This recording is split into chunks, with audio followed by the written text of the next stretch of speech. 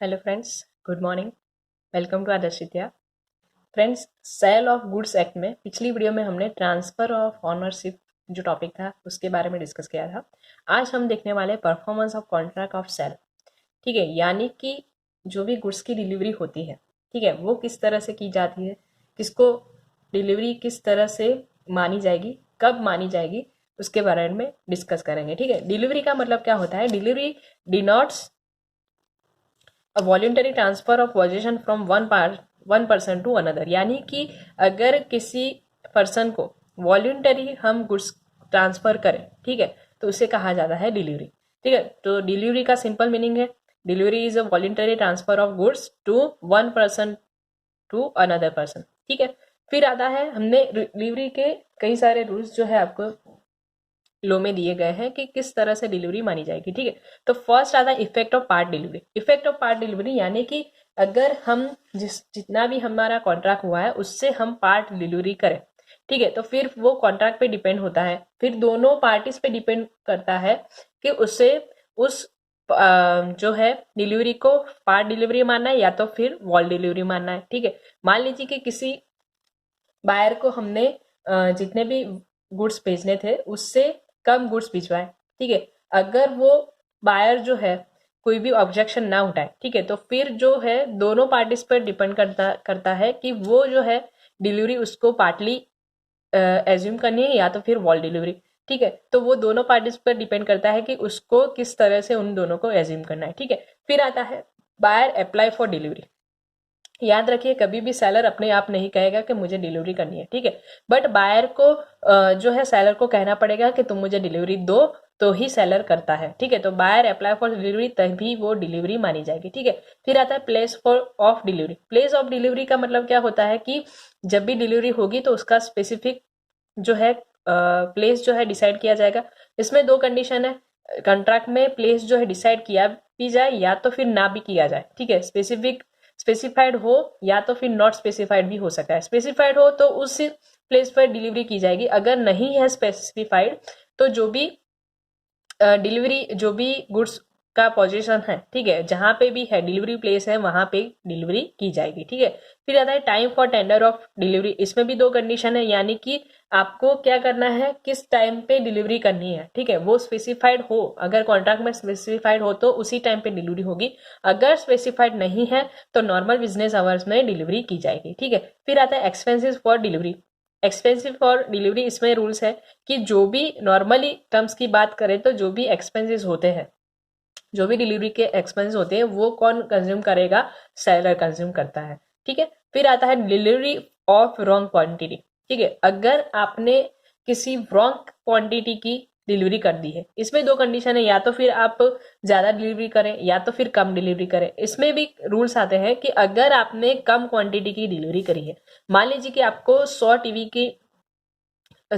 TV का order था, ठीक है, बट आपने डिलीवरी की 50 की। ठीक है, अब बायर के ऊपर डिपेंड है कि उसको जो है बायर इस तरह से भी कर सकता है कि या तो फिर 50 टीवी को लेकर 50 टीवी का पेमेंट कर दे, या तो फिर वो क्या करता है 50 टीवी को एक्सेप्ट कर ले और बाकी के 50 का वेट करे, या तो फिर वो 50 के 50 कैंसिल भी कर सकता है वो कॉन्ट्रैक्ट, और फिर से क्या करेगा, वो 100 टीवी की जो है डिमांड करेगा। ठीक है, अब अगर ज्यादा डिलीवरी कई हो, मान लीजिए कि आपको 100 टीवी का ऑर्डर मिला है और आपने क्या किया, 120 टीवी की डिलीवरी कर दी। ठीक है, अब बायर के ऊपर डिपेंड है, या तो उसने वो सोचता है कि यार मैंने तो 100 टीवी का ऑर्डर दिया था, ये तो कितनी आई है 120। उसके बाद कितने ऑप्शन है, या तो फिर वो 120 टीवी को रख ले और पूरा का पूरा पेमेंट कर दे, या तो फिर उसने जितना ऑर्डर दिया है, ठीक है, जितना 100 टीवी का ऑर्डर दिया है तो 100 टीवी को एक्सेप्ट कर ले और बाकी की 20 टीवी है उसको रिटर्न कर दे। ठीक है, या तो फिर वो पूरा कॉन्ट्रैक्ट जो है वो कैंसिल कर सकता है। ठीक है, ये उसके पास जो है ऑप्शन है। ठीक है, फिर आता है डिलीवरी टू कैरियर। ठीक है, डिलीवरी टू कैरियर, ये इसका रूल्स याद रखें। डिलीवरी टू कैरियर इसका मतलब होता है कि अगर आप कैरियर को कहते हैं कि आपको, या तो फिर ट्रांसपोर्टेशन वाले को कहते हैं कि आपको डिलीवरी करनी है, ठीक है, बायर को, delivery of carrier is equal to delivery to buyer. ये माना जाता है। ठीक है, अगर आपने कैरियर वालों को कहा है तो इसका मतलब क्या होता है कि वो डिलीवरी जो है बायर को हो चुकी है। ठीक है, फिर आता है डिट्रोनेशन ड्यूरिंग ट्रांसिट, यानी कि अगर कुछ भी रास्ते में अगर डैमेजेस होता है, ठीक है, तो वो डैमेजेस जो है वो कौन बियर करेगा? नॉर्मली जो है हमने अभी कहा कि कैरियर वाला जो है, कैरियर को अगर ट्रांस या तो फिर ट्रांसपोर्टेशन वाले को अगर आप कहते हैं तो डिलीवरी किसको मानी जाएगी? बायर को। तो ठीक है, नॉर्मली जो अगर डिस्टोनेशन हो, ठीक है, ट्रांसिट में अगर कोई भी लॉस होता है तो वो कौन बियर करेगा? बायर। ठीक है, फिर आता है buyer's right to examine the goods, यानी कि बायर को राइट है कि वो जो है गुड्स को क्या कर सकता है? एग्जामाइन कर सकता है, यानी कि इंस्पेक्ट कर सकता है। ठीक है, बायर को जो है पूरा पूरा राइट है कि वो गुड्स को एग्जामाइन कर सकता है, इंस्पेक्ट कर सकता है, और सेलर को उसे पूरा टाइम देना पड़ेगा उस गुड्स को एग्जामाइन करने के लिए। ठीक है, तो ये सारे डिलीवरी ऑफ गुड्स की डेफिनेशन थी। डिलीवरी ऑफ गुड्स की आपने डेफिनेशन देखी, क्या थी? Voluntary transfer of position from one person to another. ठीक है, उसके रूल्स हमने देखे कि पार्टली ड्यूटी है, या तो फिर buyer apply for delivery, place of delivery, time for delivery, expensive for delivery, delivery of wrong quantity, delivery to carrier. फिर आता है deterioration during transit, buyers right to examine the goods. ठीक है, फिर आता है एक इंपॉर्टेंट पॉइंट आपका है अनपेड सेलर। ठीक है, अनपेड सेलर का मतलब क्या होता है कि अगर जो है कॉन्ट्रैक्ट बन चुका है, ठीक है, कॉन्ट्रैक्ट बन चुका है और बायर ने उसका पेमेंट नहीं किया है तो उसे सेलर को क्या कहा जाएगा? Unpaid seller. ठीक है, तो दो कंडीशन उसकी है, when price is not paid, ठीक है, जब भी उसको प्राइस नहीं मिली है, या तो फिर when bill of exchange is dishonour, यानी कि बिल ऑफ एक्सचेंज जो है वो डिसऑनर हो चुका है तो उसे क्या कहा जाएगा? अनपेड सेलर माना जाएगा। ठीक है, तो अनपेड सेलर को कई सारे राइट्स मिले हैं, उसमें गुड्स के लिए भी राइट्स मिलते हैं और बायर के लिए भी उसको राइट मिलते हैं। ठीक है, तो सबसे पहले तो हम देखिए गुड्स के लिए उसको कौन से राइट है। तो फर्स्ट आता है राइट ऑफ लियन। तो राइट ऑफ लियन क्या कहता है? राइट ऑफ लियन का मतलब क्या होता है कि जब तक सेलर को फुल्ली पेमेंट ना हो जाए, ठीक है, फुल्ली पेमेंट मिल ना जाए, तब तक वो गुड्स का पोजीशन जो है अपने पास रख सकता है। ये राइट ऑफ लियन का रूल्स है। ठीक है, बट उसमें कंडीशन है कि कब राइट ऑफ लियन लगेगा? Goods not sold on credit, यानी कि गुड्स जो है क्रेडिट पे नहीं सोल्ड होने चाहिए, या तो फिर टाइम एक्सपायर्ड ऑफ क्रेडिट, यानी कि आपने किसी को क्रेडिट पे सेल किया है और इसका जो टाइम है वो एक्सपायर नहीं हुआ होना चाहिए। ठीक है, एंड बायर इंसॉल्वेंट, यानी कि बायर जो है वो इंसॉल्वेंट होना चाहिए।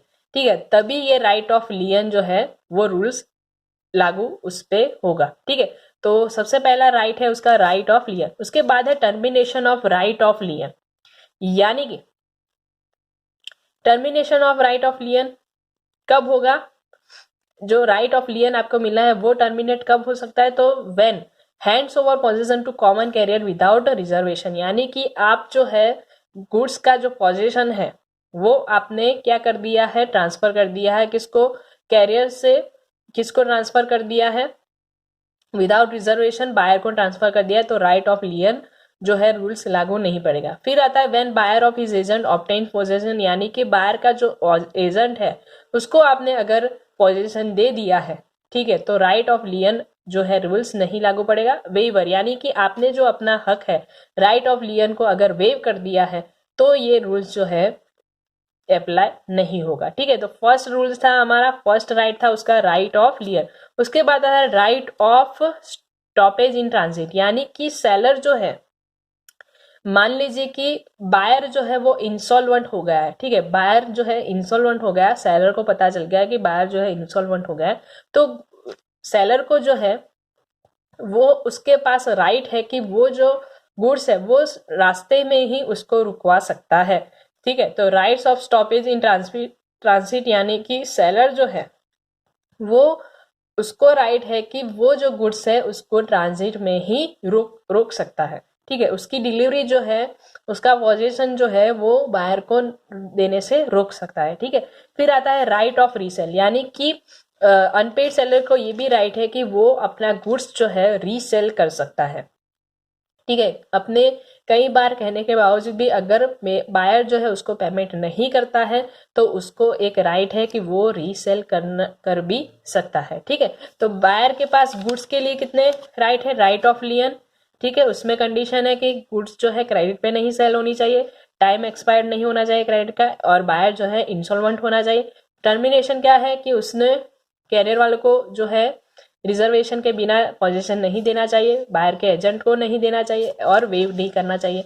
उसके बाद है right of stoppage in transit, यानी कि वो माल को ट्रांजिट में भी रुकवा सकता है, और राइट ऑफ रीसेल यानी कि वो माल को गुड्स को फिर से रीसेल भी कर सकता है। फिर आता है राइट्स अगेंस्ट बायर, यानी कि वो बायर के अगेंस्ट में क्या उसके पास राइट है, यानी कि फर्स्ट है उसका साइट शूट फॉर प्राइस, यानी कि वो अपने जो भी उसने मान लीजिए उसने बायर को जो है पोजीशन दे दिया है गुड्स का, तो वो उस गुड्स की प्राइस के लिए उसके ऊपर शू कर सकता है, शूट फॉर प्राइस कर सकता है, उसके ऊपर क्लेम कर सकता है। ठीक है, फिर आता है shoot for damages for non delivery.